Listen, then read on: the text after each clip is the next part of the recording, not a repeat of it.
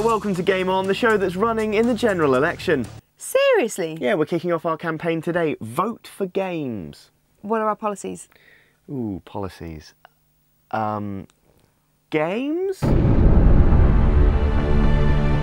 Coming up this week. We check in on the world's most unlikely named hero, Alan. And launch our brand new feature, IP Watch. First though, it's time to squeeze into some chaps and hit the dusty trail with Red Dead Redemption. Squeeze into some chaps? Not like that. I was just coming to see you when the drink got the better of me. We've long been waiting for a release designed to push the boundaries of the open world game. But ultimately, what's Red Dead Redemption's goal? The goal of Red Dead Redemption is to push the boundaries of the open world game. Oh, awesome.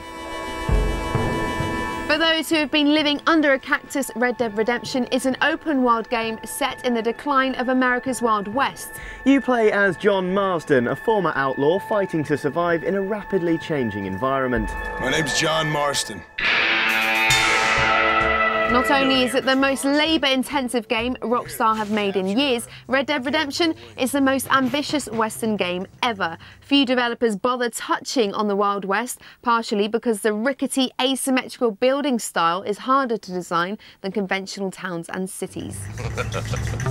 Not ones to shy away from hard graft though, Rockstar have gone all out to create an enormous open world packed with unique and distinctive locations. It's so true to old-style westerns, it even features the Wilhelm scream. The what? The Wilhelm scream, it's a movie sound effect, it's been around since the 50s. You know, ah! No. Just Google it. Men, it is time to start tearing this place apart and find out where he's cowering! Still, despite Red Dead Redemption's scale and ambition, some have tried to pigeonhole it as little more than just Grand Theft Auto 1900s. While there are certainly structural similarities and a very familiar radar setup, Red Dead Redemption is every bit its own game. People don't forget. Nothing is forgiven. If those people needed any more convincing, multiplayer is the mode to do it. Up till now, we've only been able to check out Red Dead from the outskirts of the ranch, but this week we got a rare opportunity to kick open Rockstar's Batwing doors and get our hands dirty. The results were frankly fantastic. We weren't playing a final build, so things are subject to change, but what we did find was a brilliantly balanced, light-hearted experience. There are also more ways to play it than there are ways to lasso a steer! What was that? Oh, yeah, I was just getting in character. If there's one thing that's striking about Red Dead's multiplayer, it's the ease with which it sucks you in and makes you feel part of something. You and up to 3 friends can join forces and build your own posse before taking to the open world and raising all kinds of hell. You can roam around attacking the law-abiding and racking up a massive wanted level, stage massive shootouts with rival posses, or even team up and take down a gang of bandits. The experience is entirely yours to craft as you explore the open world, adding depth to the sandbox experience like no other game we've seen. Leveling up also features heavily, determining factors like what steed you get. Noobs will be easy to spot, they're the ones on mules. I know a cure for all ailments, Mr. Marsden. Now, it would be easy for Rockstar to arrogantly bet the ranch on the pull of the open world and leave the multiplayer at that, but happily they aren't so complacent. You here to fight the war? On top of the free roaming, there are a number of more traditional modes to satisfy your appetite for old-school carnage. The first of these is a straightforward deathmatch, all against all, competing to hit the target score or simply come out on top once the time's up. There's also a team version of the same for those who fancy posseing up. Gold Rush is a mode akin to Capture the Flag, where there are loads of gold bags dotted around the map. The objective is to take as many bags to the chest as you can within the time limit. You can carry up to 2 bags, but each one slows you down quite a bit. Hold Your Own is a more straight Capture the Flag setup. 2 teams, 2 bags of gold at opposite ends of the map, and it's first to 3 captures within the time limit. If it's a draw at the end, it goes to a quick team deathmatch. They're all fairly standard modes, but it's the charm of Red Dead Redemption itself that helps make them into something bolder. Overall, Rockstar have crafted a very different experience to the standard gun and run. A big part of it is that, as spaghetti westerns have taught us to expect, there's a lot of sniping from rooftops. Now, before you start crying camper, it must be said it feels like a much more natural, acceptable part of the game. The playing field is surprisingly level, partially because it's far easier in the rickety towns to get close to your adversaries, and if you're careful, you also stand a good chance of hitting them from the ground rather than being picked off from above. The resulting high turnover injects a surprising level of strategy into the game. If you fire your gun or sprint, you show up on the radar, leaving you exposed. So while you can rack up some pretty high scores going in all guns blazing, it also rewards more stealthy efforts. Sneaking up on someone and plugging them in the back of the head feels incredibly satisfying. Calm down. That in itself is down to the weapons, which were, of course, Meticulously researched. From the revolver to the repeater to the old school sniper rifle, each weapon offers something different and no one feels weaker than any other. Each one also fits in with the time period. The sniper scope is actually just a dirty lens. It can be confusing working out where someone is when you first start looking through it, and sometimes the sunlight stops you seeing much at all, reducing the natural advantage such weapons normally provide. ultimately, the core experience is exceedingly well balanced. It's authentic and almost too much fun. Red Dead Redemption isn't out until May, and we're not sure what will change before then, but it seems Rockstar have already struck gold. Goodbye, John Marston. It's been a great pleasure. Now, I know we've made fun of him a lot over the past few months, so I'm going to try and get through the next segment without making fun of his name. Whose name? Alan Wake. The gaming world was mildly surprised this week when Alan Wake's release date was changed. Oh, another delay. Bravo, bravo. No. They're actually bringing it forward a week, so it's coming out sooner. Seriously? Blow me down. Not literally.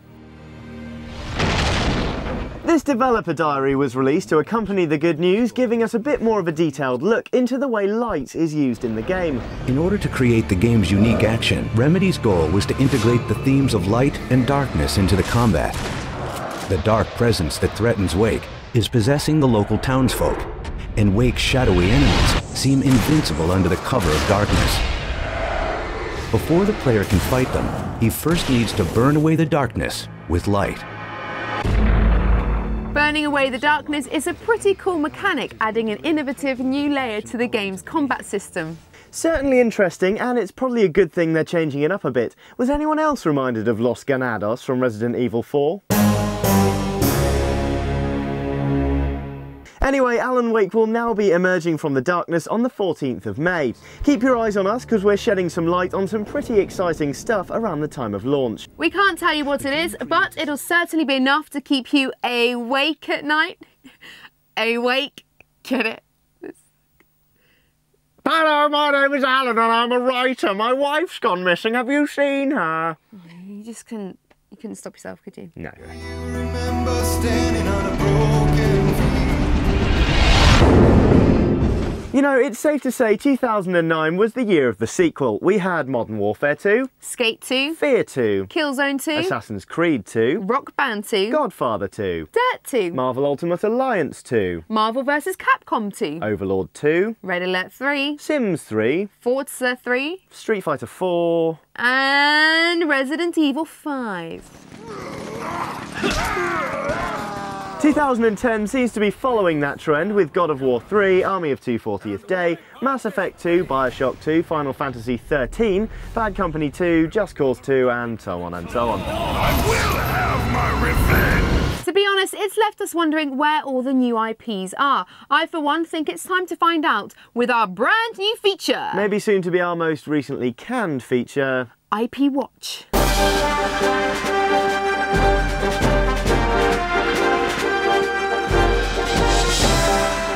Welcome to IP Watch. I'm Shelley Foster. Hydrophobia, that's the name of the new intellectual property set to infect people worldwide. Dark Energy Digital are the team responsible for the phobia. Johnny Chiodini has more. A warm afternoon in London, people going about their daily lives blissfully unaware. Nothing to worry about, you might think. Well, you'd be wrong. The nation stands on the brink of an epidemic of hydrophobia. The following is the PAX East trailer for Hydrophobia, bizarrely voiced by the Count from Sesame Street. Politicians, corporations, activists, all powerless to stop the rising tide of humanity from consuming the world. Terrifying stuff. Happily, Hydrophobia won't be the massive catastrophe originally anticipated. Initially slated for a PC, PS3 and Xbox 360 release, is now going to be released solely on Xbox Live in episodic content. Perfectly. 9.8 billion watched as they recast hope as hatred. Their agenda to commit global genocide and reduce the world's population to mere 500 million righteous souls. A prophecy they will soon find themselves in a position to fulfill.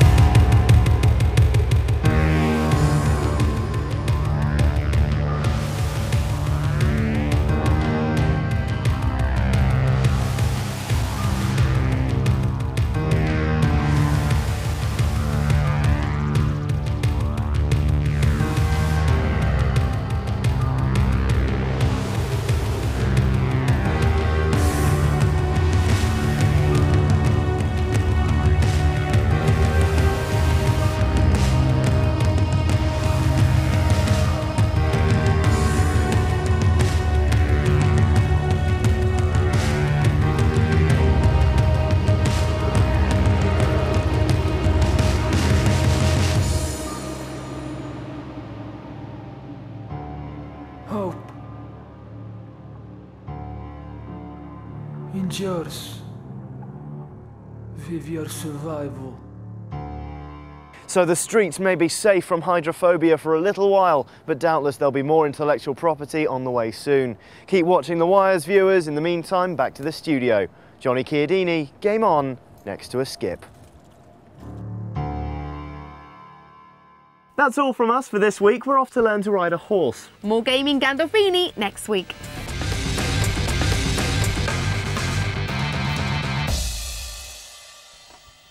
Sorry. What are you doing then? Let's put my hand back in my pocket. Oh. What have you got in your I pocket? don't just cut my buttocks, I put my hands in my pockets. Bravo, bravo. No. It's actually been moved. Hi. What's your name? Hi. Reducing the natural advantage. Huh? Levelling up also features heavily determining factors like what you steed you get. What you steed you get. What you steed you get. The saying. Oh, really? From the old country? Yeah. Okay. Probably don't know it. First, though, it's time to squeeze. Sorry, I was gurning. Were you gurning? Should I draw a willy on their news report? Okay. Oh, too late.